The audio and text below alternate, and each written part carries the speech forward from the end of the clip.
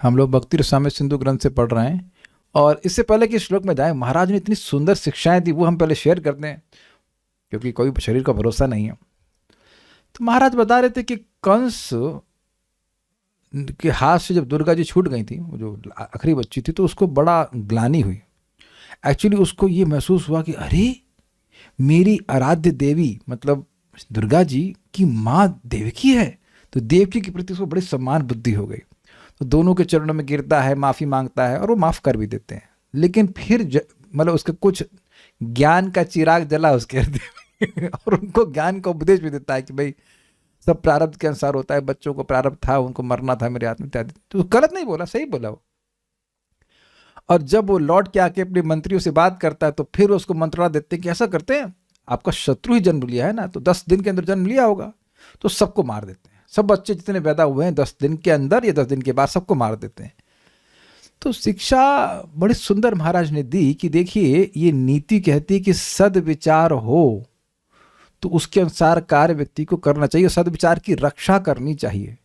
जैसे ज्ञान का चिराग है, हमारी लैंग्वेज में बोला, ज्ञान का दीपक है, कुछ भी है, कोई दीपक है वो जला तो अब जरा सा हवा आई तो वो बुझ जाता है। जलाने में मेहनत अधिक होती है और बुझाने में कम होती है। ऐसे ही व्यक्ति साधु संग करता है, भक्तों की संगत करता है तो कुछ ज्ञान होता है कि मैं भगवान का भक्ति करूंगा, ये करूंगा, लेकिन अब उसको उस ज्ञान को प्रिजर्व नहीं करता है, असत्संग करता है, तो उसे बुझने में भी देर नहीं लगती। इसीलिए आप देखेंगे कि जो भक्त असत्संग करने लग जाते हैं तो अब वह भक्ति से एटलीस्ट काफ़ी समय के लिए टिक जाते हैं या फिर उनका डिटर्मिनेशन बहुत कमज़ोर हो जाता है। बहुत सुंदर शिक्षा हमको प्राप्त हुई थी। और एक और बड़ी अच्छी बात महाराज बता रहे थे कि शुभ विचार और शरीर का बिल्कुल भरोसा नहीं है। शुभ विचार आ रहा है तो उसके अनुसार कुछ पुण्य कर लेना चाहिए, क्योंकि कब वह किसी और बात से विचार चेंज हो जाएगा आप नहीं कह सकते। और साथ ही साथ कोई कहेगा ठीक है तो अब शरीर तो रहेगा ना, अगली बार फिर विचार आएगा तब कार्य कर लेंगे, तो करे शरीर का भी भरोसा नहीं है। बड़ा इंटरेस्टिंग। अभी हमारे ग्रुप में माता जी हैं, आती हैं, वो मुझे मैसेज करें कि उनके पति को हार्ट अटैक पड़ गया है तो उस कारण से साधना थोड़ा सा हिल गया। तो मतलब नेचुरल है, लेकिन पॉइंट इज कि वो तो किसी के संग भी हो सकता है ना। अच्छा खासा स्वस्थ शरीर होता है और व्यक्ति का एकदम से शरीर खराब हो जाता है। तो जितना मौका मिल जाए भजन करने का, भक्ति करने का, व्यक्ति को उसको लाभ लेना चाहिए। बहुत केवल बोलने वाली बात नहीं थी, हमको बहुत अच्छा लगा था, बस very very nice point, very nice point. तो चलिए प्रयोग कर लेते हैं वक्त अपने समय का। यहाँ पर श्लोक जो कोट किए गए थे 274 ना, 274 में कोट किया गया था ना, यस।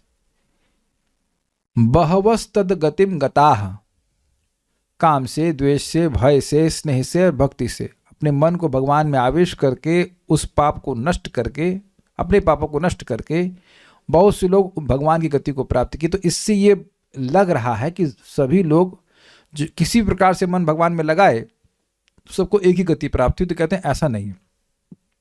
मेरे पीछे बोलिए, यद अरीणाम प्रियाणाम च प्राप्यमेकम इवोदितम, यदरीणां प्रियाणां च प्राप्यमेकम् इवोदितं, तद ब्रह्म कृष्णयोरैक्यात् किरणार्कोपमोजुषा, तद् ब्रह्म कृष्णयोरैक्यात् किरणार्कोपमाजुषोः। हाँ मैं गलत बोल गया, तद ब्रह्म कृष्णयोरैक्यात् किरणार्कोपमाजुषोः, तद् ब्रह्म कृष्णयोरैक्यात् किरणार्कोपमाजुषोः। बोलिए, यदरीणां प्रियाणां च प्राप्यमेकम् इवोदितं, यदरीणाम प्रियाणाम च प्राप्यमेकम इवोदितम, तद् ब्रह्म कृष्णयोरैक्यात् किरणार्कोपमाजुषोः, तद ब्रह्म कृष्णयोरैक्यात् किरणार्कोपमाजुषो। शत्रुओं को और प्रियजनों को एक ही श्री कृष्ण की प्राप्ति का जो कथन हुआ था इस 1.2.274 में, वह किरण और सूर्य के एक की उपमा से ब्रह्म और कृष्ण में एक की तरह कथित हुआ है। यत जो अरिणाम शत्रुओं का, च प्रियाणाम और प्रियजनों का, प्रियजनों का मतलब गोपियों का या अन्य भक्तों का, प्राप्य एकम एवं प्राप्य फल एक जैसा उदितम कहा गया है। तत् किरण अर्क उपमा जुषो, वह किरण और सूर्य के एक की उपमा से ब्रह्म कृष्णयोर ऐक्यात्, ब्रह्म और कृष्ण में एक की तरह कथित हुआ है। तो उसका मतलब क्या है, जैसे सूर्य की रोशनी की प्राप्ति भी सूर्य की ही प्राप्ति है एक दृष्टि से, लेकिन सूर्य की प्राप्ति नहीं है दूसरी दृष्टि से। भागवत 7:1-26 में उक्त है, कामाद द्वेषाद भयात स्नेहात यथा भक्तेश्वरे मनः आवेश्य तद अगम हित्वा बहवस्तद गतिम गताः। अनेकों मनुष्य काम से, द्वेष से, भय से और स्नेह से अपने मन को भगवान में लगाकर एवं अपने सारे पाप धोकर उसी प्रकार भगवान को प्राप्त हुए जैसे भक्त भक्ति से।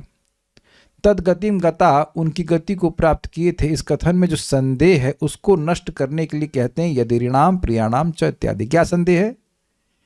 क्या संदेह ये है कि क्या जो कामना से भगवान के पास जा रहा है और द्वेष से भगवान के पास जा रहा है, तो आप कह रहे हो तद गतिम, बहुत सारे लोग तद गतिम गता, मतलब बहुत सारे लोग एक ही गति को प्राप्त किए।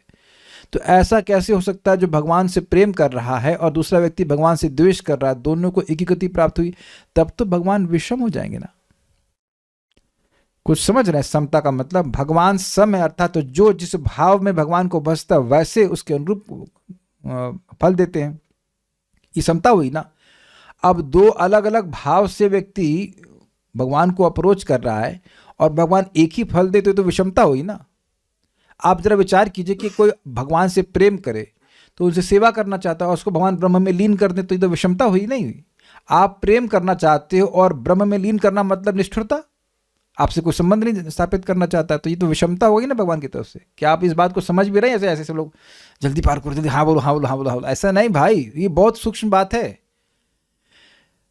लोग सोचते समता मतलब भगवान सबके प्रति सम रहे हैं, मतलब बिल्कुल बराबर व्यवहार करें, लेकिन आप देखिए समता का मतलब क्या है। अगर कोई आपसे प्रेम करे तो आप उससे प्रेम करें, इज इट नॉट? नहीं तो विषम कहा जाएगा, तुम तो इतना विषम क्यों चल रहा है, हम तो इतना सेवा कर रहे, इतना प्रेम कर रहे, तुम निष्ठुर क्यों? ये विषम व्यवहार होगा ना। तो जो भगवान से द्वेष करते हैं वो भगवान के व्यक्तित्व को नहीं स्वीकार करना चाहते हैं, basically they don't like Krishna. तो जो लोग भगवान को निराकार कर रहे हैं वह भी भगवान को नहीं स्वीकार करते हैं, भगवान को पसंद नहीं करते, सेवा नहीं करना चाहते। तो जो भगवान को निराकार कह रहे हैं और जो शत्रु है वो एक ही तरह से बर्ताव कर रहे हैं कि नहीं, तो भगवान उनको ब्रह्म सायुज्य दे देते हैं। आप समझ पा रहे हैं बात? लेकिन यहाँ इनकी जो श्लोक को बोल गए कि बहवस्त गतिम गता, मतलब सभी लोग उनकी गति को प्राप्त किए, तो इससे ऐसा लग रहा है कि अब जैसा कुछ भी तुम अपना मत ले लो, यथा मत तथा पथ, तुम कोई किसी भी तरह भगवान का भजन करो तो अल्टीमेटली वहीं पहुंच जाओगे। लेकिन यहाँ वही शब्द जो है वो तदगतिम से सूचित हो रहा है और वही शब्द की व्याख्या अलग प्रकार से है। सभी लोगों को एक ही डेस्टिनेशन प्राप्त नहीं होता है, एक ही लेवल का डेस्टिनेशन प्राप्त नहीं होता, ये कह लीजिए। स्पिरिचुअल वर्ल्ड तो मिलता है, लेकिन स्पिरिचुअल वर्ल्ड में अलग अलग लेवल्स हैं, उसके अनुसार अपने यहाँ जिस प्रकार के भाव को अंगीकार करके भगवान का भजन किया उसके अनुरूप उसको वह स्थान प्राप्त होता है। ठीक है? इस कथन में संदेह ये था कि सबको बराबर मिलता है क्या, तो उसको कहते नहीं, ऐसा नहीं है। प्रियाणाम अर्थात श्री गोपी वृष्णि आदि जन। वृष्णि से मतलब है कि यदुवंशी भी हो सकते हैं और ब्रज के भक्त भी हो सकते हैं। ब्रह्म और कृष्ण के एक को किरण व सूर्य के एक के द्वारा ब्रह्म संहिता में निम्न प्रकार दिखाया गया है। मेरे पीछे बोलिए, यस्य प्रभा प्रभवतो जगदंड कोटि, यस्य प्रभा प्रभवतो जगदंड कोटि, कोटिष्वशेष वसुधादि विभूति भिन्नम, कोटिष्वशेष वसुधादि विभूति भिन्नम, तद ब्रह्म निष्कलम अनंतम अशेष भूतम, तद ब्रह्म निष्कलम अनंतम अशेष भूतम, गोविंदमादि पुरुषम तमहम भजामि, गोविंदमादि पुरुषम तमहम भजामि। पढ़िए। मैं उस आदि पुरुष परमेश्वर गोविंद की सेवा करता हूँ, जिनकी दिव्य देह से प्रकट होने वाली प्रभा, जिसे ब्रह्मज्योति कहा जाता है, अनंत, अगाध और सर्वव्यापी है। वही अनंत असंख्य लोगों की सृष्टि का कारण है, जिनमें विविध प्रकार की जलवायु और जीवन की विशेष अवस्थाएं विद्यमान हैं। ब्रह्म संहिता 5:40, ये ब्रह्मा जी का उक्ति है। ये समझ लें कि जो लोग ना जानते हो, भगवान कृष्ण गोलोक में हैं और भगवान कृष्ण के शरीर से एक, मतलब अगर शरीर कहा जाए तो क्या विग्रह से जो अंग कांति है वो दिख रही है आप लोग को, पूरा चमचमाता हुआ। ये आपको भगवान महाविष्णु भी दिखाई पड़ रहे हैं सोते हुए, हाँ अपने योग शैया में, योग शैया नहीं, योग निद्रा में सोते हुए दिख रहा है ब्रह्मांडों के, मटेरियल नेचर के अंतर्गत। ये थोड़ा समझना होगा कि ये तमसा या प्रकृति कहा जाता है। अब ये एक रिप्रेजेंटेटिव फोटो है, ऐसा नहीं कि एग्जैक्टली ऐसे होगा। ये भी कहा जाता है कि भगवान महाविष्णु प्रकृति पर दृष्टिपात करते तो इससे लगा कि उनके बाहर है, और यहाँ दिखाया जा रहा है कि वो अंदर हैं। तो दोनों ही चीज़ हो सकती हैं, भगवान के अंदर बाहर कुछ नहीं हो सकता। मैंने महाराज से पूछा था, महाराज ये भौतिक प्रकृति भगवान महाविष्णु के अंदर है कि बाहर है, या वो उसके अंदर है, क्या है ये? तो महाराज ये बोले थे कि भाई अपनी बुद्धि से निर्णय करने का प्रयास मत कीजिए, क्योंकि आपकी बुद्धि आध्यात्मिक विषयों को नहीं नाप सकती है। तो उम्मीद है कि बात समझ में आ रही है। एक मोटा मोटा एक रिप्रेजेंटेटिव फोटो है। तो इतना समझ लीजिए कि भगवान कृष्ण गोलोक वृंदावन में रह रहे हैं राधा रानी के साथ में। उनकी अंग कांति को ही यस्य प्रभा प्रभवतो, यस्य प्रभा जिनकी अंग कांति, प्रभा मतलब होता है तेज, उसी से प्रभवतो जगदंड कोटि, अनंत अनंत कोटि कोटि ब्रह्मांड इस ब्रह्म ज्योति से प्रकट होते हैं। वैकुंठ नहीं प्रकट होते हैं, जो ब्रह्मांड है वो प्रकट होते हैं, क्योंकि वैकुंठ की जो स्थिति है वो तो शाश्वत है ना। समझ में आ गया सबको ब्रह्म ज्योति क्या होती है? ठीक है। तो इसी ब्रह्म ज्योति में जाकर के असुर आदि सब लीन हो जाते हैं, जो भगवान के द्वारा मारे जाते हैं। श्रीमद् भगवद गीता 14.27 में भी उक्त है, ब्रह्मणो ही प्रतिष्ठाहम, मैं ब्रह्म की प्रतिष्ठा हूँ। प्रतिष्ठा शब्द का अर्थ है आश्रय। आश्रय मतलब जहाँ से ये ब्रह्म ज्योति शुरू होती है, या उसका आधार क्या है। श्रीधर स्वामी जी की टीका देखना आवश्यक, इसलिए देखेंगे। जैसे आपके आसपास कोई बल्ब जल रहा हो, तो उस बल्ब के प्रकाश का आधार क्या है? बल्ब। सिंपल। सूर्य के प्रकाश का आधार क्या है? सूर्य। सूर्य का आधार क्या है? प्रकाश।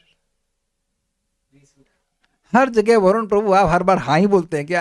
आई think you are yes man in your company. हाँ, yes sir, yes sir, yes. इसीलिए प्रमोशन हो रहा है आपका।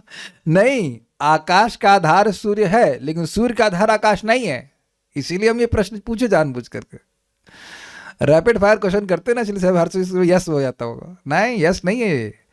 कहीं तो समझा रहा था कि जो निराकारता है उसका आधार आकार है, आकार का आधार निराकारता नहीं है। Is it okay? नोट, ये टीका है श्रीधर स्वामी की 14.27 में। ही यानी यस्माद, क्योंकि ब्रह्मणो अहम प्रतिष्ठा प्रतिमा, मतलब मैं ब्रह्म की प्रतिष्ठा हूँ, यानी प्रतिमा हूँ, घनीभूत ब्रह्म हूँ। ये कहना का मतलब है। यथा घनीभूत प्रकाश एवं सूर्य मंडलर्क तद्वद एवं इत्यर्थ, क्योंकि मैं ब्रह्म की प्रतिष्ठा यानी प्रतिमा हूँ, ब्रह्म का स्वरूप हूँ। भाव यह है कि जैसे घनीभूत हुआ प्रकाश ही सूर्यमंडल है, वैसे ही घनीभूत हुआ ब्रह्म ही मैं हूँ। यह ठीक ही है। यदि कोई व्यक्ति अत्यंत योग्य हो जाता है तो वह भगवान को उनके रूप और गुणों सहित भगवत स्वरूप में अर्थात सघन रूप में अनुभव करता है। अन्यथा वह व्यक्ति निर्गुण निराकार ब्रह्म के रूप में अघन स्वरूप का अनुभव करता है। तो ये उसकी योग्यता पर निर्भर करता है। अगर उसने ज्ञान मार्ग का अनुशीलन किया है तो वह भगवान को निर्गुण ब्रह्म के रूप में अनुभव करेगा, और अगर उसने भक्ति का अनुशीलन किया है, शुद्ध भक्ति का, तो वह भगवान के स्वरूप का अनुभव करेगा। लेकिन अंतर हो जाता है। जो व्यक्ति सूर्य की रोशनी का अनुभव कर रहा है और जो सूर्य देवता से बात कर रहा है सीधे, या उनके लोक में रह रहा है, तो बहुत बड़ा भेद हो जाता है, बहुत बड़ा भेद हो जाता है। आनंद का बहुत बड़ा भेद हो जाता है। यह समझना चाहिए कि कोई भी तेज या प्रभा तभी अस्तित्व में हो सकती है जब उसका कोई आधार हो। ये समझाया था अभी मैंने। बल्ब के बिना, प्रकाशमान स्रोत के बिना प्रकाश नहीं आ सकता है। उसी प्रकार से ब्रह्मज्योति जो सभी ब्रह्मांडों का आधार है, उसका आधार या उसके स्रोत भगवान श्री कृष्ण है, ये समझना चाहिए। तो वो सभी के स्रोत हैं। यह स्पष्ट समझ में आ रहा है। सूर्य है। अब अच्छा, एक चीज इंटरेस्टिंग है, अगर इस फोटो को ध्यान से देखा जाए तो इसमें सूर्य देव तो निश्चित नहीं दिखाई पड़ रहे हैं। तो व्यक्ति जो सूर्य देव को न जानेगा वह तो कभी सूर्य की रोशनी को देख करके अंदाज नहीं लगा सकता कि इसके पीछे सूर्य देव है। आप में से कितने लोग इस बात को स्वीकार करेंगे कि यदि आप शास्त्र नहीं सुनते तो आप कभी धारणा नहीं कर सकते कि सूर्य देव भी होता है? स्वीकार है ना? सूर्य को देख करके इतनी उसकी तेज रोशनी है कि इसके पीछे जो व्यक्ति है वह बिल्कुल नहीं दिखाई पड़ता। और ना कोई सोच सकता है, कोई किसी साइंटिस्ट को बोलो ना कि सूर्यदेव, भावुक लोग आ गए, वो बिल्कुल स्वीकार नहीं करेंगे कि इसके पीछे सूर्यदेव है। तो इसके लिए योग्यता चाहिए। लेकिन सूर्यदेव को भगवान ने ज्ञान दिया था कि नहीं दिया था? आप भगवद्गीता सुनते हो, इमं वस्वते योगम प्रोक्तवाहनम अव्ययम, यह अव्यय ज्ञान मैंने सूर्यदेव को दिया था। तो सूर्यदेव हैं, इसको समझने के लिए योग्यता की जरूरत जैसे है, उसी प्रकार से ब्रह्म के परे भगवान हैं। उसको समझने के लिए और उसका अनुभव करने के लिए व्यक्ति को भक्ति करनी पड़ेगी। भक्ति करेगा तब उसे भगवान का अनुभव होगा। समझ में आ गई? इससे स्पष्ट होता है कि जो ब्रह्म की उपासना कर रहे हैं उनको ब्रह्म की प्राप्ति होगी, न कि भगवान की प्राप्ति होगी। इसलिए आत्मा की अनुभूति से संतुष्ट लोग भी अंततः भगवान के गुणों की ओर आकर्षित हो जाते हैं। जैसे आप देखिए कि सूर्य की रोशनी किसी ने देखी, लेकिन अब उसे कुछ मार्ग मालूम चला, कुछ सुना कि सूर्य देव भी हैं, तो कुछ कौतूहल होगा ना उसको कि सूर्य देव क्या है भाई। जिससे इतना प्रकाश आ रहा है उस व्यक्ति से मिलने में कुछ आपको आश्चर्य नहीं होगा। Is it sinking? तो अब जो प्रभा सारे ब्रह्मांडों का स्रोत है वो एक व्यक्ति भगवान कृष्ण से आ रही है, तो वो अत्यंत उत्कृष्ट होंगे कि नहीं? Is it not? तो अब जो व्यक्ति ब्रह्म में लीन भी है, लीन का मतलब ब्रह्म सुख का अनुभव कर रहा है लेकिन है इस जगत में, तो उसे वैष्णवों की संगत यदि प्राप्त हो और वह भगवान के बारे में सुने तो हो सकता है कि वह भगवान के भक्त बन जाए, जैसे कि सुखदेव गोस्वामी जी, जैसे कि बिल्व मंगल ठाकुर, जैसे कि एक और भक्त हुए, इनका नाम है मधुसूदन सरस्वती, तो रिसेंटली हुआ थे, शायद 500 साल से के बाद में ही आए, मतलब लाइक दैट। तो वह भी भगवान पहले बहुत मतलब इम्पर्सनलिस्ट के राजा थे, वो राजा नहीं मतलब सेंस लीडर थे, और वृंदावन आए तो भगवान की कृपा से भगवान के भक्त बन गए। और वो प्रकाशानंद सरस्वती भी, सार्वभौम भट्टाचार्य, बहुत सारे लोग इस प्रकार के भगवान की ओर आकर्षित हो जाते हैं। इसलिए आत्मा की अनुभूति से संतुष्ट लोग भी अंततः भगवान के गुणों की ओर आकर्षित हो जाते हैं। मतलब जो आत्मा की अनुभूति से संतुष्ट है उन्हें जगत से कुछ नहीं चाहिए, फिर भी क्योंकि भगवान का अनुभव ब्रह्म से श्रेष्ठ है, इसलिए भगवान के अनुभव के द्वारा, भगवान की लीला कथा को श्रवण करने के द्वारा वह उनसे आकृष्ट हो जाते हैं। ये कहते हैं यदि कोई अधिक जिज्ञासु हो तो वह भागवत संदर्भ का अध्ययन कर सकता है। अब वह बता रहे हैं कि शत्रुओं को क्या गति मिलती। मेरे पीछे बोलिए, ब्रह्मण्येव लयम यान्ति प्रायेण रिपवो हरेः। ब्रह्मण्येव लयम यान्ति प्रायेण रिपवो हरेः। केचित् प्राप्यापि सारूप्य आभासं मज्जन्ति तत्सुखे। केचित् प्राप्यापि सारूप्य आभासं मज्जन्ति सत्सुखे। ब्रह्मण्येव लवम यान्ति। लवम कहाँ, लव कहाँ से आ गया? ब्रह्मण्येव लयम यान्ति प्रायेण रिपवो हरेः। ब्रह्मण्येव लयम यान्ति प्रायेण रिपवो हरेः। केचित् प्राप्यापि सारूप्य आभासं मज्जन्ति तत्सुखे। केचित् प्राप्यापि सारूप्य आभासं मज्जन्ति तत्सुखे। श्री हरि के शत्रुगण प्राय करके ब्रह्म में लीन होते हैं। पहले तो ये एक बात समझ लें, यहाँ पे इस पॉइंट को एकदम क्लियर समझ लीजिए, इसको स्वीकार कर लीजिए अच्छे से कि शत्रु है और भगवान के द्वारा मारा गया है। तो अब परसेंटेज तो नहीं लगाया जा रहा, लेकिन प्राय मतलब ऑलमोस्ट अब वह ब्रह्म में ही लीन होगा, उसको वैकुंठ नहीं मिलता है। कोई इक्का दुक्का एक्सेप्शन हो गया तो अलग बात है, नहीं तो वह सब ब्रह्म में लीन होते हैं। एक बात हो गया क्लियर, ये यहाँ पकड़ के चलनी पड़ेगी, आगे बात नहीं तो फिर कन्फ्यूजन हो जाएगा। श्रीगाल वासुदेव आदि कुछ व्यक्ति सारूप्याभास को प्राप्त कर ब्रह्म सुख में मग्न होते हैं। तो ये राजा था जो भगवान के जैसा रूप बना करके टहल रहा था, तो भगवान इसको मार दिए। तो क्योंकि ये निरंतर भगवान के रूप में उसका मन आसक्त था, इस कारण से इसको सारूप्य जैसा मिला। सारूप्य जैसा मिला, सारूप्य मिला नहीं।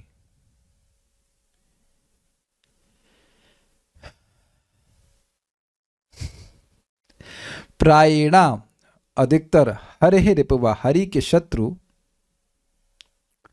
ब्रह्मण्य एव, ब्रह्म में ही लयम यान्ति, लय को प्राप्त होते हैं। केचित सारूप्याभासम, कुछ सारूप का आभास प्राप्त करके भी तत्सुखे मज्जन्ति, उस ब्रह्म सुख में डूब जाते हैं। मतलब देखिए एक बात क्लियर हो रही है कि ब्रह्म सुख से ऊपर उनको नहीं मिलेगा। किसी भी पंक्ति में बैठ जाओ, खाने को प्लेट में वही मिलेगा, समझे बात। किसी भी बैच में चले जाओ, ब्रह्म सुख, ब्रह्म में लीन हो गए तो भी ब्रह्म सुख मिलेगा। और अगर उनको सारूप्य का आभास मिल गया, मतलब लग रहा है कि भगवान जैसे हैं, लेकिन सुख भगवान की सेवा का नहीं मिलेगा। कारण क्या है बताइए? क्योंकि वो कभी सेवा करना ही नहीं चाहते थे। देखिए एक बात समझिएगा, शत्रु भगवान की सेवा क्यों नहीं करना चाहते हैं? इजी आंसर है, क्योंकि शत्रु मान रहे हैं। और बिल्कुल सिंपल सी बात है। और जो निराकारवादी हैं वह भगवान की सेवा नहीं करना चाहते हैं, भगवान को मानते नहीं हैं, या फिर खुद ही भगवान अपने आप को मानते हैं। बेसिकली उनका एक्सपीरियंस सेवा का बड़ा मतलब खराब है। इस जगत में किसी की सेवा करते संबंध बनाते हैं, बड़ा दुख मिलता है। तो वो बेसिकली भगवान की सेवा नहीं करना चाहते। दोनों में कॉमन फैक्टर क्या हुआ? सेवा नहीं करना चाहते। तो इसलिए अब भगवान उनको, भाई भगवान का भजन कर रहे हैं, जो भी इन्होंने किया है, मायावादी लोग भी सेवा शाश्वत रूप से तो नहीं करना चाहते। तो अब कुछ भजन कर रहे हैं तो भगवान क्या करते हैं, उनको निर्विशेष ब्रह्म में इसलिए लीन कर देते हैं क्योंकि वो सेवा का सुख नहीं चाहते। ये बात है, समझ में आ गई बात? क्यों दोनों को ब्रह्म सुख मिल रहा है? भाई एक को तो भगवान ने मार दिया, शत्रु को मार दिया, तो इसलिए उसको मतलब क्या कहते हैं, कृपा मिल गई, उस तरह की कृपा मिल गई कि वह मुक्त हो गया, ब्रह्म ज्योति में लीन हो गया। और दूसरा क्या है? दूसरा ये ज्ञान मार्ग का अनुशीलन करके ब्रह्म में लीन हुआ। कोई आया है क्या? सुदाम प्रकाश, ठीक है, ओके, क्या बात, ठीक है। तो ये सबको समझ में आ गया कि ब्रह्म में लीन क्यों हो रहे हैं? क्योंकि सेवा नहीं करना चाहते। Is it clear? यहां तक किसी को संदेह नहीं ना? दोनों लोग ब्रह्म में लीन क्यों हो रहे हैं? कि सेवा नहीं करना चाहते। सेवा नहीं करना चाहते इसलिए कहाँ लीन हो रहे हैं? ब्रह्म में। ब्रह्म में लीन इसलिए हो रहे हैं क्योंकि, हाँ, एकदम दिमाग में घुस गया ना, बस ठीक है। ये बात यहाँ पे ड्राइव इन करना चाहते हैं। ब्रह्मण्य एवं लयम यान्ति प्रायेण रिपवो हरे। जो हरि के रिपु हैं, शत्रु हैं, उनके द्वारा मारे, भगवान के द्वारा मारे जाने पर वो ब्रह्म में ही प्रायकर लीन होते हैं। मतलब लीन होने का मतलब है कि उनको स्वरूप नहीं मिलता है, कुछ शरीर, दिव्य शरीर नहीं मिलता है। केचित प्राप्यापि सारूप्य, कुछ उसमें से सारूप्याभासम को प्राप्त करते हैं, सारूप्याभास को प्राप्त करते हैं क्योंकि उन्होंने भगवान के रूप पर बहुत ध्यान लगाया था। जैसे कि भी बताया था मैंने आपको, क्या नाम यहाँ पे, श्रीकाल वासुदेव है उसका पौंड्रक था, इसने भगवान का खूब रूप का स्मरण किया था, इसलिए उसको सारूप्य का भास मिल गया। मतलब कुछ सेवा वो भी नहीं करना चाह रहा था, लेकिन उसका एक प्लस पॉइंट था कि भगवान के रूप को बहुत ध्यान किया, तो वो बिल्कुल भगवान जैसा दिखना चाह रहा था। कुछ देख रहे हैं बात? भगवान जैसा दिखना चाह रहा था, वैसे हाथ लगा लिए, ऐसे करके चक्र वक्र ले लिया, तो अब भगवान ने उसकी इच्छा को काटा नहीं। ठीक है, तुम रूप चाहते हो रूप ले लो, सेवा नहीं चाहते हो मत लो। अब समझ आ गया? रूप चाहते हो तो सारूप ले लो, कोई दिक्कत नहीं है। भगवान के लिए कोई दिक्कत नहीं है कि उनके जैसा कोई लगे देखने में। He is not concern. यहाँ पे होता है कि अगर आपका स्वेटर भी यूनिक होना चाहिए, है कि नहीं? स्वेटर, टोपी, सब कुछ यूनिक होना चाहिए। लेट्स सी, किसी का टोपी मेरे से मैच करती है क्या? ना, एवरीवन इज डिफरेंट। हर व्यक्ति यहाँ डिफरेंट होना चाहता है। कपड़ा कहीं मैच करेंगे, मलक दिखेंगे भाई। तो लेकिन भगवान को इतने उदार हैं कि ले ले भाई, तू रूप ले ले, कोई दिक्कत, घूम जाकर मेरा रूप लेके घूम, कोई दिक्कत नहीं। ये कह दीजिए कि भक्ति में आने से पहले कभी ये मन में अभिलाषा नहीं कि काश ऐसी हीरोइन जैसी मैं सुंदर होती, या ऐसा हीरो जैसा मैं हैंडसम होता, कोई कहता है लंबा होता, ये होता, वो होता। तो भगवान का ले भाई, तू ले ले, तू इतना ही मेरा रूप चाहता है, ले ले। लेकिन सेवा नहीं चाहता है, तो भी इस कारण से तत्सुखे, मतलब उस ब्रह्म के ही सुख में वे लीन होते हैं। इतनी बात यहाँ पे समझ में आ गई है। आगे बढ़ते हैं, प्रश्नों को अंत में ले लूंगा मैं। दुर्गम संगमनी, शत्रुओं की ब्रह्म गति का वर्णन करते हैं ब्रह्मण्य एवति के द्वारा। भक्ति सार प्रदर्शनी, शत्रुओं में से कुछ ब्रह्म में लीन हो जाते हैं। अन्य लोग जैसे श्रीगाल वासुदेव सारूप्याभास को प्राप्त करते हैं, किंतु वे भगवान की सेवा में नहीं बल्कि ब्रह्म के आनंद में लीन रहते हैं। ये कौन था श्रीगाल वासुदेव? यह करवीर का राजा था और मथुरा में रहते समय उसे कृष्ण बलराम ने मार डाला था।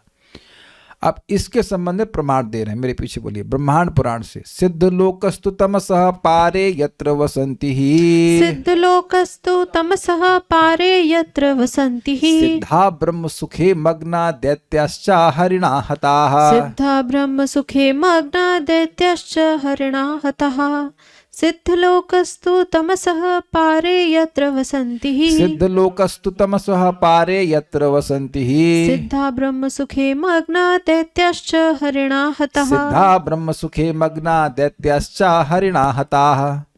ब्रह्मांड पुराण में शत्रुओं की गति का प्रमाण इस प्रकार है।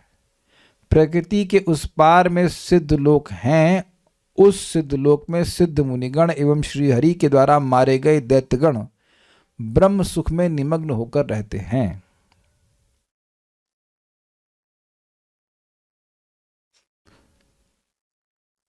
देखिए, एक बात यहाँ पे आई थी दुर्गम संगमनी टीका को, जिसको मैंने ठीक से समझा नहीं था, इसीलिए बोल दिया था कल कि वैकुंठ में जाकर के उनको स्वरूपाभास मिलता है।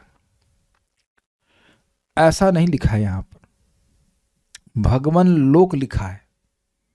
पहले तो हम इसको जरा देख लेते हैं। सिद्ध लोक मतलब सिद्ध लोक तू तमसः पारे, प्रकृति के पार है, यत्र जहाँ सिद्धा सिद्ध मुनिगण और हरिणा हरि द्वारा हता मारे गए दैत्यगण ही निश्चय ही ब्रह्म सुखे मग्ना वसंती, ब्रह्म सुख में निमग्न होकर निवास करते हैं। तो अब मैंने कल ये व्याख्या कर दी थी कि अभी तो नहीं बोला था ना ऐसा, हाँ अभी नहीं बोला था, मैंने इतना मैंने बोला था कि सारूप्य का आभास मिलता है लेकिन सेवा का सुख नहीं मिलता, ये बोला था ना मैंने, ठीक है। तो कल इस पे जब चर्चा कर रहे थे तो मैंने बोलते वैकुंठ में चले जाते हैं, लेकिन वैकुंठ नहीं है सिद्ध लोक। परम पूज्य वृंदावन चंद्र महाराज से आज ही मैं सोच रहा था, कल ही सोच रहा था, कल बहुत दिमाग घुसा है, मैंने क्या होगा ये सिद्ध लोक क्या है। तो मुझे पता था कि सिद्ध लोक ब्रह्म ज्योति को ही कहते हैं, लेकिन वो सारूप्याभास शब्द से मैं कंफ्यूज हो गया कि ऐसा तो नहीं वैकुंठ की बात कर रहे हैं, और यहाँ भी भगवान लोक लिखा हुआ था। देखिए बात ये नहीं है, आप जरा इस फोटो को देखिए, ये कुछ बड़े बड़े गोले दिख रहे हैं आपको, भगवान महाविष्णु दिख रहे हैं, अगर दिख रहे हो तो सिद्ध लोक दिख रहा है आपको, यहाँ पे बहुत छोटा सा लिखा हुआ है सिद्ध लोक यहाँ पे है। तो वो सिद्ध लोक जो है वो वैकुंठ से नीचे है, लेकिन भौतिक जगत के पार है। बेसिकली सिद्ध लोक इज दिस ब्रह्म ज्योति, जिसके वर्णन मैंने अभी पहले किया था, भगवान की अंग कांति, उसी को सिद्ध लोक कहते। तो उसमें दोनों प्रकार के लोग, जो कि भगवान के द्वारा मारे जाते हैं और जो कि सिद्ध होते हैं, मतलब मुनिगण होते हैं, वह भी ब्रह्म सुख में मग्न होते हैं। अब पॉइंट क्या है, ये जो पॉइंट आ रहा था यहाँ पे, जो शत्रु हैं प्राय कर ब्रह्म में लीन होते हैं और उनमें से कुछ सारूप्य का भास प्राप्त करते हैं, लेकिन वो ये नहीं कह रहे कि वैकुंठ में रहते हैं। यानी कि जैसे किसी के घर का अहाता समझते हैं, अहाता बाउंड्री, वह भी घर ही कहा जाएगा कि नहीं कहा जाएगा? कंपाउंड बोलते हैं ना, कंपाउंड, यस, कंपाउंड वॉल होती है, उसके अंदर आगे, इसका मतलब यह नहीं कि वो घर में प्रवेश कर गया है। तो बात यह है कि जो सिद्ध लोक है ये वैकुंठ लोक नहीं, पहले ये क्लियर हुआ, क्लियरली समझ लीजिए, सबको समझ आ रहा है, सिद्ध लोक इज नॉट वैकुंठ लोक। अगर ऐसा होता तो वो बोल देते। तो सिद्ध, क्योंकि ये एक सिद्धांत बता रहे कि सिद्ध लोक में जो कि तमस अर्थात भौतिक प्रकृति के पार है, उसमें निश्चित ही मतलब रहते हैं। कौन रहते हैं? सिद्धगण रहते हैं, जो ब्रह्म सुख में मग्न रहते हैं, और दैत्य रहते हैं जो हरि के द्वारा मारे जाते हैं। ये तो क्लियर हुआ। अब कुछ दैत्य ऐसा हो सकता है कि उनमें से कुछ को सारूप्याभास हो। अब इसकी ज्यादा व्याख्या नहीं करी गई है। वैकुंठ में सारूप्य मिलता है, अब इनको क्या मिलता है, ये सारूप्याभास का क्या मतलब है, इस पे कुछ व्याख्या नहीं करी गई है। बट डेफिनेटली ये वैकुंठ की प्राप्ति नहीं करते हैं। They get a semblance of सारूप्य। अब ये किस रूप में रहते हैं इसके बारे में मुझे नहीं पता, लेकिन सिद्ध लोक वैकुंठ लोक नहीं है। लेकिन भगवान लोक क्यों कह रहे हैं, समझ रहे हैं बात? क्योंकि वो कंपाउंड में आ गया, वह भौतिक जगत में नहीं है। लेकिन ये सबसे पॉइंट खतरनाक था, जो विचारनी बात है। आज भी महाराज से मैंने पूछा, तो अब हम जो महाराज की अंडरस्टैंडिंग है वही हम स्वीकार कर रहे हैं कि सिद्ध लोक जो है वो वैकुंठ लोक नहीं है, लेकिन भगवान के लोक के अंतर्गत आ रहा है, मतलब वो कंपाउंड में आ गया, वैकुंठ की रेंज में आ रहा है। वैकुंठ की रेंज मतलब जैसे घर के बाहर खेलने का मैदान है, वहां खेल रहे, इस तरह से समझने का प्रयास कीजिए। क्या कुछ समझा पा रहा हूं मैं?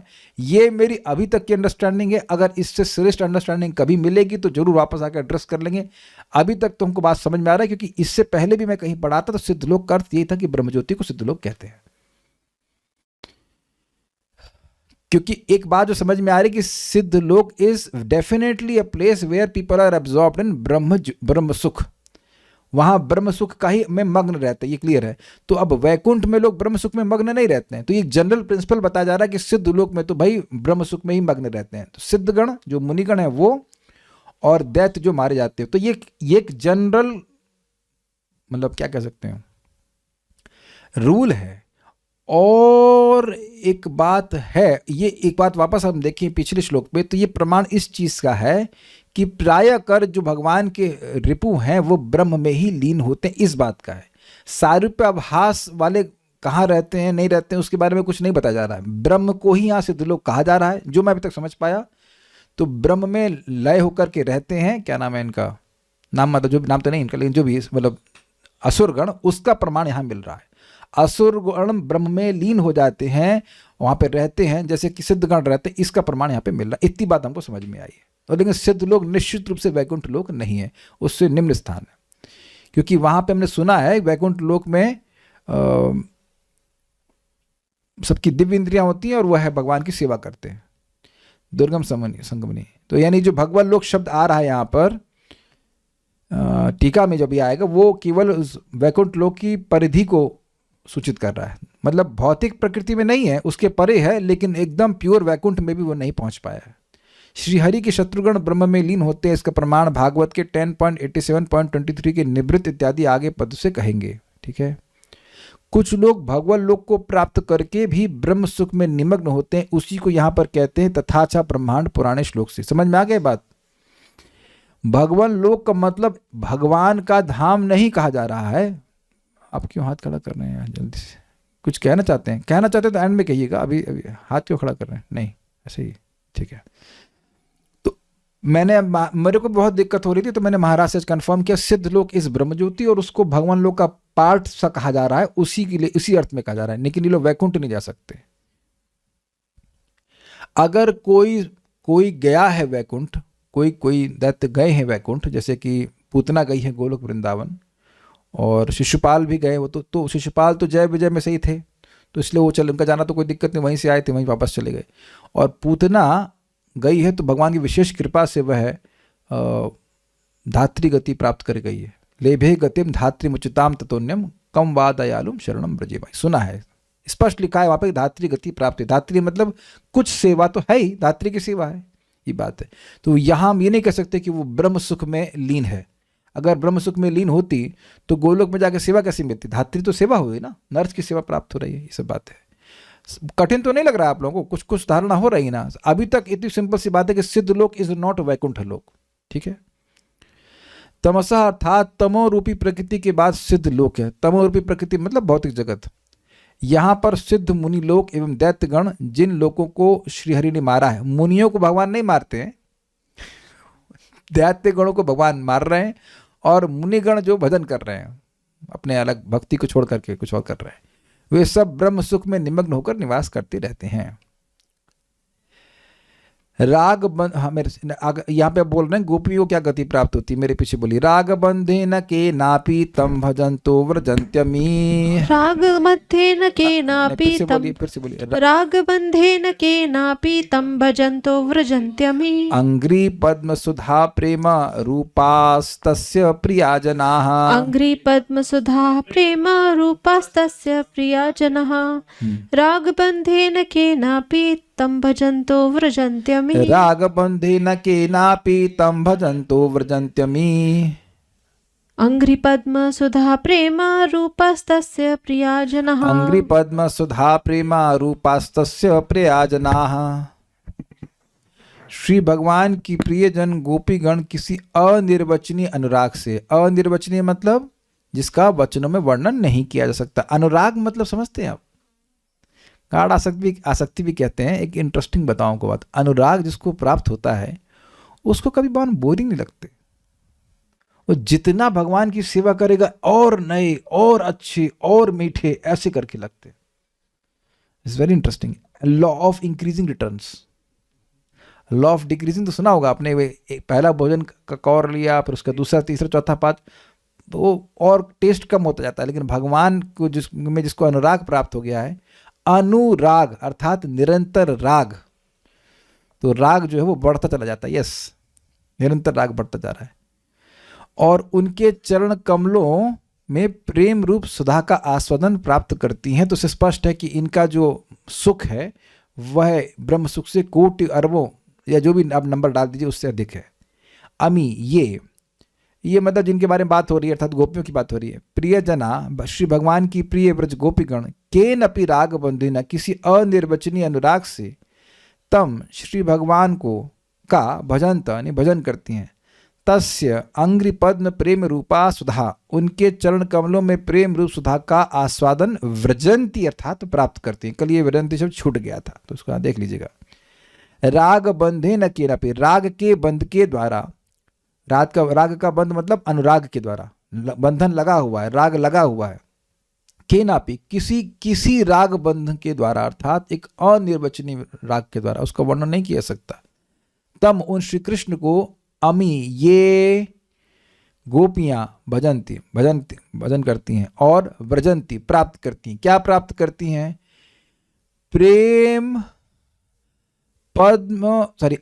पद्म अंग्रि सुधा प्रेम रूपा, तस्य अंग्रि पद्म सुधा प्रेम रूपा सुधा।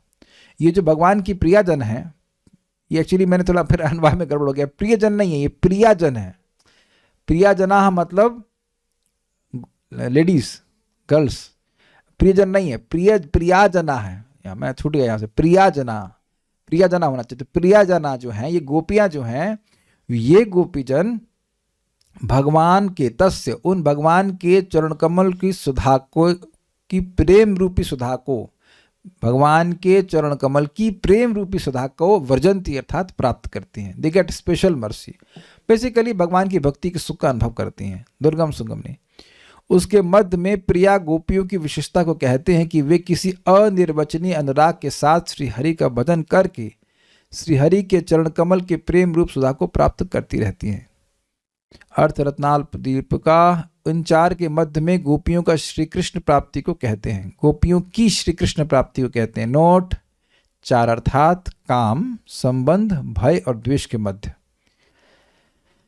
क्योंकि ये चारों के चारों जो हैं ये वैदिक भक्ति के अंतर्गत नहीं आते, तो इसलिए बात बोल रहे हैं। इन चार के मध्य में गोपियों का श्री कृष्ण प्राप्ति को कहते हैं, गोपियों की श्री कृष्ण प्राप्ति को कहते हैं। श्री हरि के प्रियजन गोपीगण भजन करके श्री हरि के श्री चरण कमल की प्रेम रूप सुधा को प्राप्त कर लेती हैं।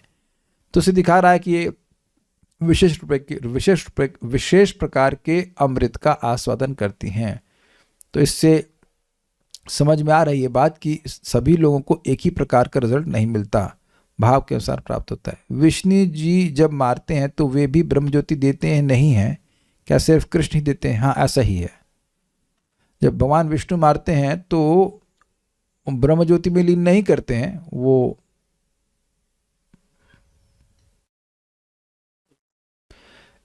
श्रेष्ठतर जन्म मिल जाता है, स्वर्ग आदि की प्राप्ति होती है। और बाकी मुक्ति के बारे में मैं थोड़ा चुप हूँ, क्योंकि आगे भगवान के गुणों का वर्णन आएगा। हतारी गतिदायक, तो उसमें दिखा आई मे बी रॉन्ग, इसलिए बोला अप टू मुक्ति दे सकते हैं, मे बी, बट जनरली जहाँ तक मैं समझ रहा हूँ, जनरली बोला कि वो मुक्ति नहीं देते हैं। अब let us not delve into it, क्योंकि मैं जब तक उसको पढ़ाऊंगा नहीं समझ करके मैं अपने मन से कुछ नहीं बोलूँगा, क्योंकि फिर वो अपराध हो जाएगा, गलत नहीं बोलना चाहिए। लेकिन इतना है कि हतारी गतिदायक भगवान कृष्ण के स्वरूप का ही शक्ति है, इसलिए अभी जब आएगा तो देख लेंगे। वहाँ पे मन की जो स्थिति भगवान के प्रति भाव या प्रेम मरते समय होता है, क्या सेम ही ब्रह्म या वैकुंठ में रहता है, या वहाँ जाकर आज्ञा पूरा खत्म, वहाँ जाकर आज्ञा पूरा खत्म होने की वजह से अज्ञान पूरा खत्म होने की वजह से प्रेम फर्दर बढ़ जाता है। अच्छा प्रश्न, कि जब कोई व्यक्ति वैकुंठ चला गया, जब नहीं ब्रह्म ज्योति में चला गया, तो उसका ज्ञान तो नहीं है, तो फिर आगे क्या प्रेम बढ़ जाएगा? देखिए, जो वैकुंठ में गया तो प्रेम प्राप्त करके गया है। वैकुंठवासी भी प्रेम से युक्त हैं, उनका प्रेम ऐश्वर्य से युक्त है, ध्यान दीजिएगा। ऐसा नहीं है कि उनमें अन्य कामना है, पहले क्लियर समझ लीजिए। वैकुंठवासी भी शुद्ध भक्त हैं, लेकिन जो ब्रह्मज्योति में है, क्या उसका ज्ञान पूरा नष्ट हुआ? नहीं। क्या उसे भगवान का ज्ञान हुआ? नहीं। तो वहां से तो भगवत प्राप्ति की संभावना नहीं है, ब्रह्मज्योति से भगवान की प्राप्ति की संभावना नहीं है। अब वो यहाँ आएगा नहीं आएगा उसके बारे में कुछ नहीं पता। प्रभुपाद कहते हैं मोस्टली आ भी जाते हैं, लेकिन अब देखिए वो आते हैं कि नहीं आते हैं, हमें क्या करना, हम वहाँ लीन होने वाले हैं क्या? आप में से कौन लोग भगवान का द्वेष भाव से भजन कर रहे हैं कि कृष्ण को मारना है, करना है? तो वो सब तो कर नहीं रहे हैं, ज्ञान मार्गी हो नहीं, तो आप जाओगे नहीं वहाँ पे, और वहाँ जाके क्या होता है, क्या मतलब है? मैं कहूँ बेंगलोर में मिलेट्स क्या रेट मिलते हैं, या वहाँ पे मिलेट्स का डोसा कितने रुपए का मिलता है, तो कोई पूछे आओगे, नहीं ऐसे ही। तो उसका कोई उस क्यूरियोसिटी का मतलब नहीं है ना।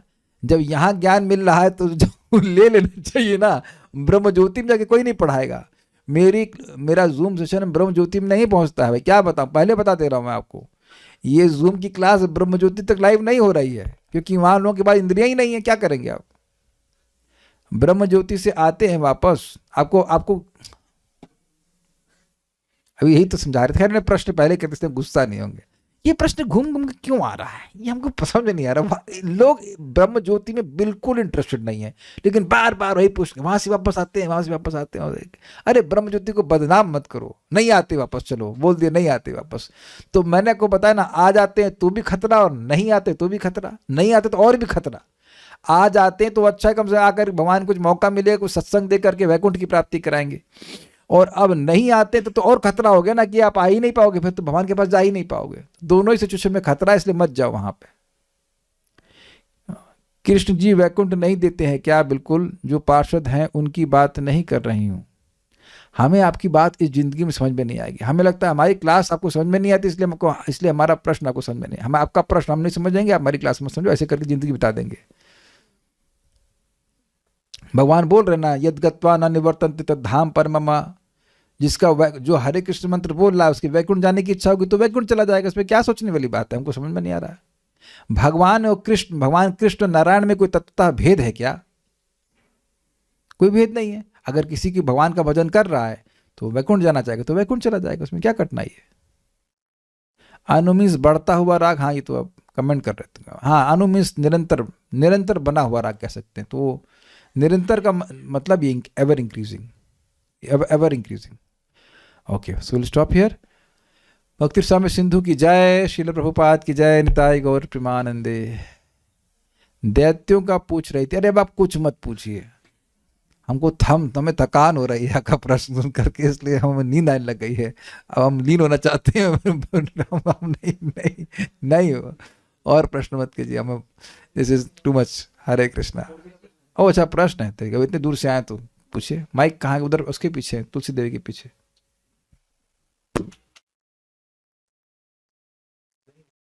है भाई। कोई चीज लीन नहीं हो रही हमारे घर। ओके, हरे कृष्णा प्रभु जी। ये जैसे इसको बताया गया कि सिद्ध लोग है जो वैकुंठ के अंदर आता है, अंदर नहीं बाहर, मतलब हमारी अंडरस्टैंडिंग से ये ब्रह्म ज्योति है, तो ब्रह्म ज्योति इज एनवेलपिंग वैकुंठ, घेरे हुई है वैकुंठ को। तो वैकुंठ के अंदर नहीं प्रवेश हो रहा है, उसके बाहर ही वो खड़ा हुआ है, मतलब है तो वो भी तो ब्रह्मा जी के अंत में मतलब नष्ट हो जाता है। क्या चीज? सिद्ध लोग पूरा खत्म हो जाता है ना, मतलब सिद्ध लोग कि जन लोग?